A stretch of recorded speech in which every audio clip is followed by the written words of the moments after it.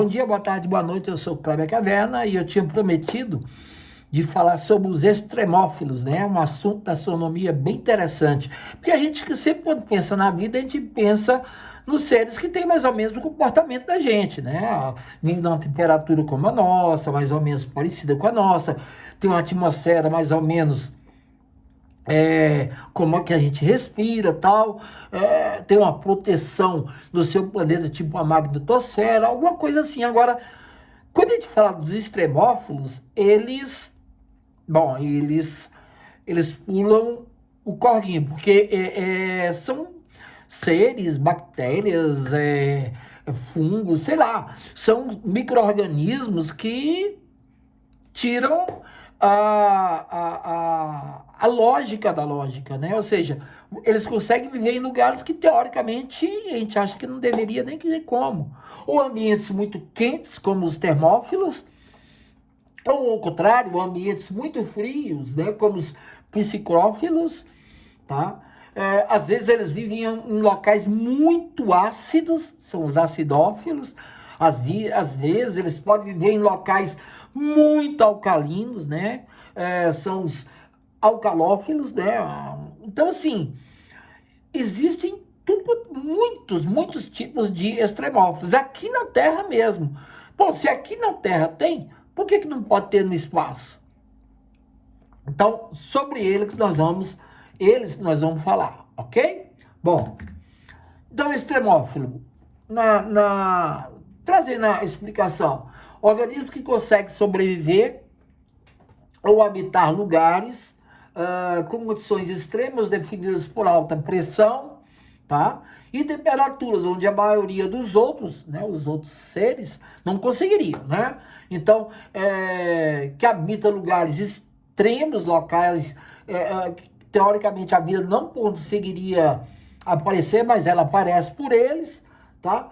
Falando especialmente desses organismos. Então, nós vamos chamá-los de extremófilos. Mófilos, porque vivem em um local extremo, ou muito quente, ou muito frio, ou muito ácido, né? Ou muito salgado, ou muito alcalino, e aí vai.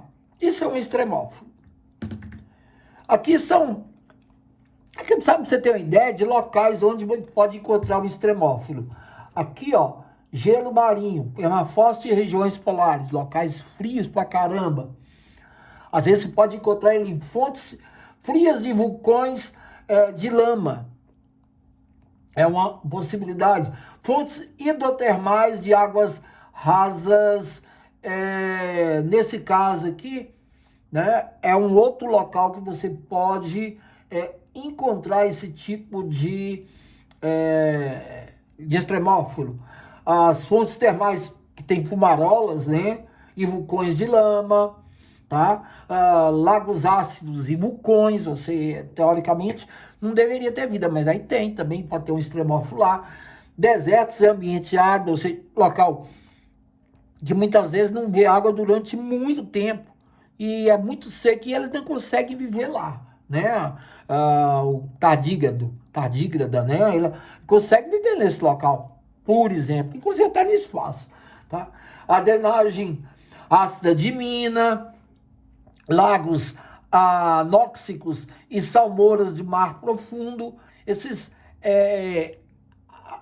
vamos chamar aqui de lagos anóxicos, são locais que praticamente não tem oxigênio, né? Fontes hidrotermais de mar mais profundo, ambientes de serpentinização, locais de serpentinização é um local que pode ter vida, então os extremófilos estão lá, né? Sedimentos e fossa oceânica lá nos locais mais profundos, subsuperfície marinha e continental, cara, é muito lugar. Lagos alcalinos, né? Local que teoricamente ninguém poderia viver lá.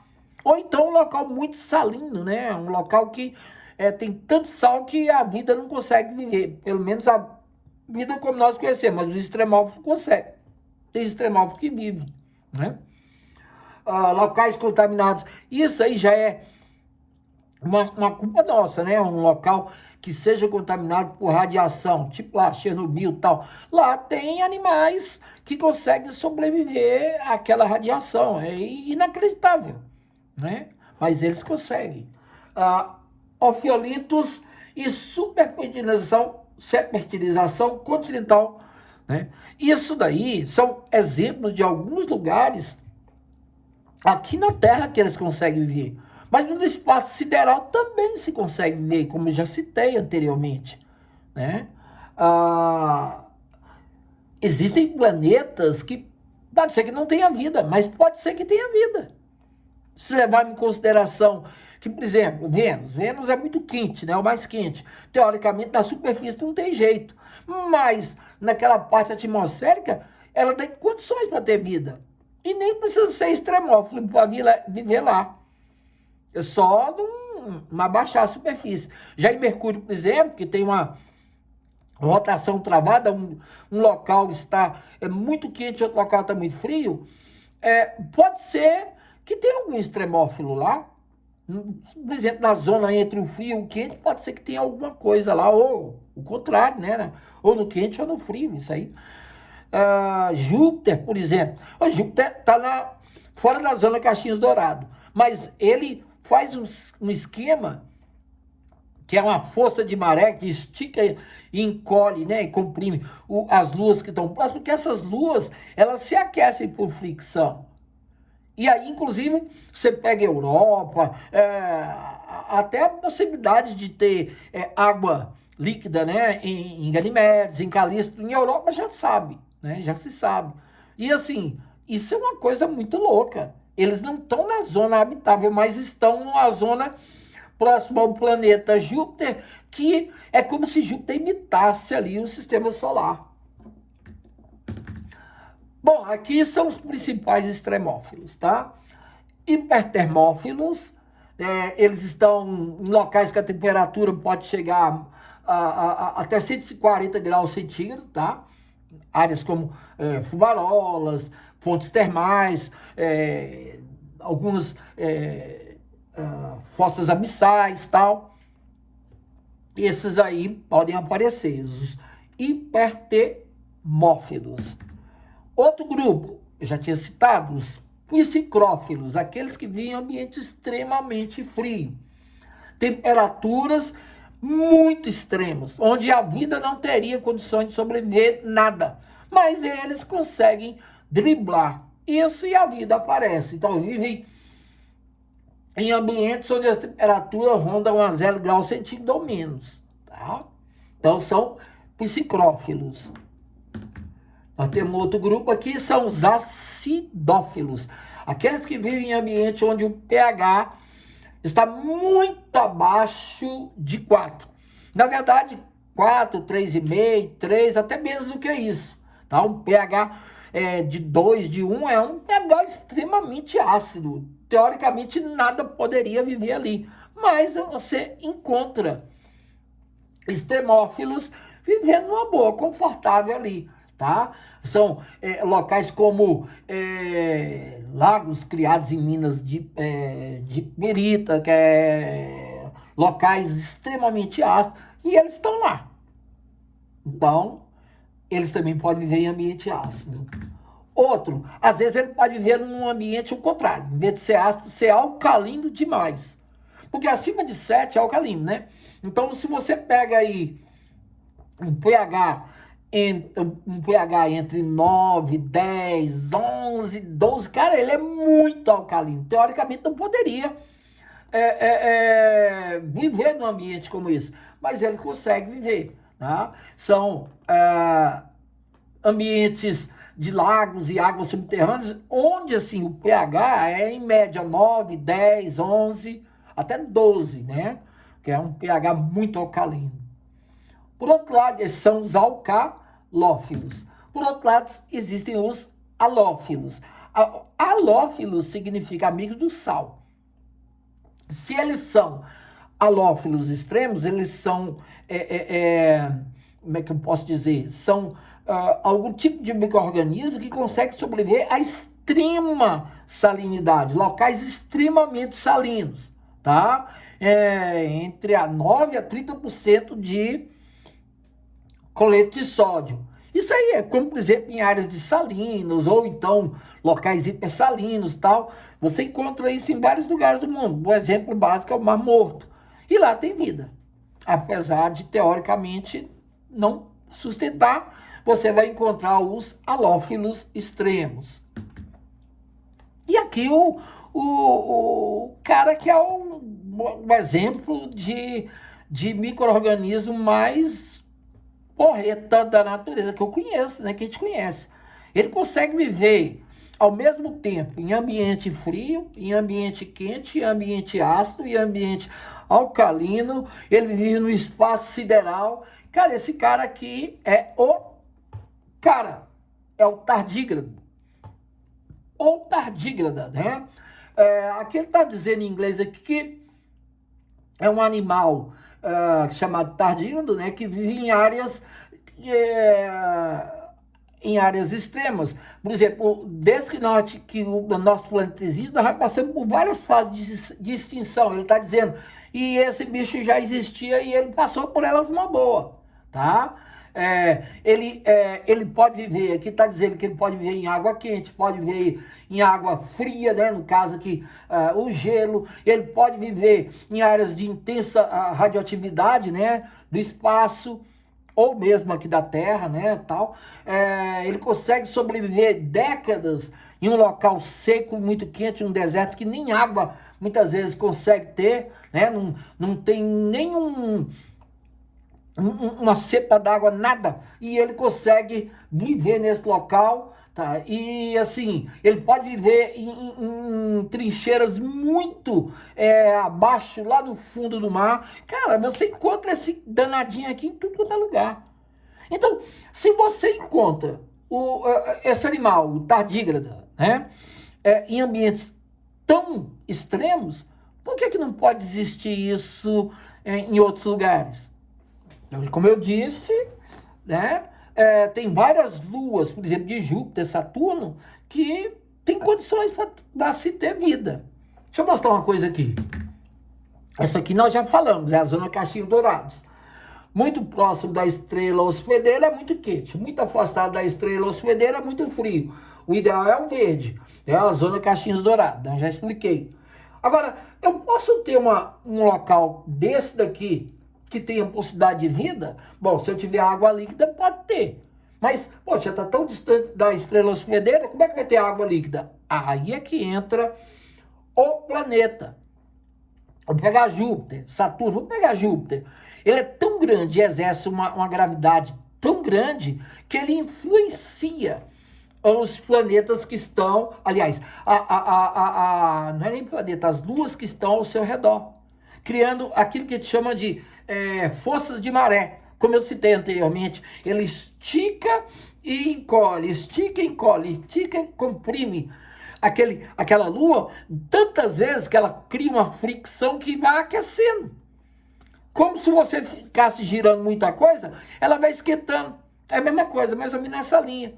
Além disso, tem uma dança gravitacional ao redor desse planeta, no caso Júpiter ou Saturno. No caso da Júpiter, as luas que estão ao redor de Júpiter, que são 95, elas se comportam como se fosse um mini sistema solar. Como se Júpiter fosse a estrela e se as luas fossem os planetas. Mas, na verdade, Júpiter é um planeta e as luas estão ao redor dela. Mas elas têm esse comportamento. Você pega as luas de Io, Europa, Ganimedes, Calisto, que são as 4 galileanas, né? São 95, mas as 4 mais importantes, elas, por exemplo, Europa já se sabe a presença de um mar interno. E existe grande chance de Ganimedes e Calisto também possuir. Lembrando que Ganimedes é a maior lua do sistema solar.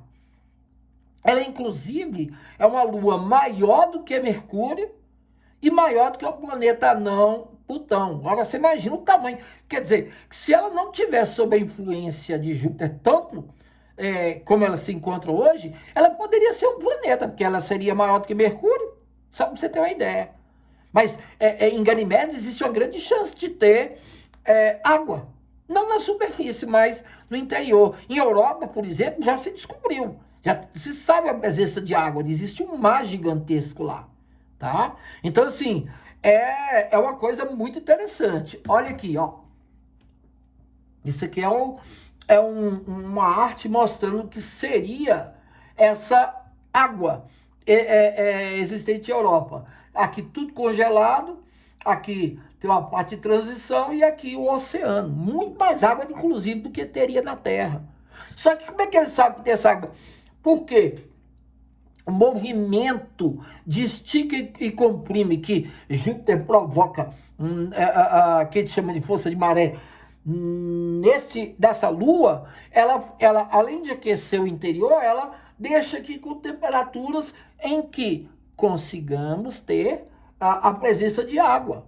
Não é só gelo, aqui não consegue, mas aqui já consegue. E aí, de vez em quando, nesse estica e encolhe, cria-se fissuras, e aí o gelo é rompido nessa fissura e brotam água na superfície. E aí os cientistas conseguiram detectar jatos de água sendo jogada do interior da Lua para a superfície. E aí chegou ao veredito que tinha água em Europa. E talvez, como eu disse, em Ganimedes e Calisto. Então, assim, esse é um exemplo. Outro exemplo aqui, Encélados. Tá? Encélados já é uma outra lua, ela é em Saturno. Tá? E os cientistas, eles conseguiram mostrar evidências de que nessa lua que aparentemente é muito gelada, né, no caso de Saturno, ela teria condições para ter água líquida, para ter vida. Né? No caso aqui seria Encélados. E há uma lua gigantesca que é Titã, só que não é mais em Júpiter, ela é em Saturno. A maior lua de Saturno, né? Uma das maiores do sistema solar. E ela não tem água, né? Como aqui na Terra. Mas ela tem elementos líquidos. Basicamente, Titã tem metano. Então, ó, Titã sendo a maior lua, né, que Saturno tem, ele tem rio, tem mares, tem lagos, e todos eles têm estado líquido, mas só que não de água, de metano, tá? E assim, não sei se a vida teria que ser só com água, poderia ser tendo como base o metano, não sei, tá?